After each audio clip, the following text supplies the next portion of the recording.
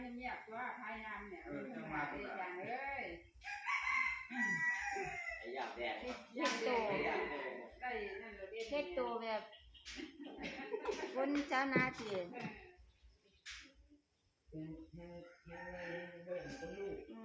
แม่น้อยยังเลี้ยงคนลูก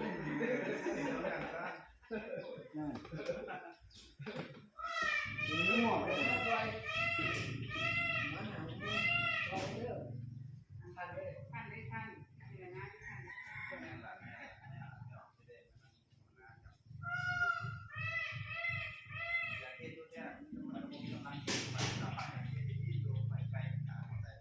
อันนี้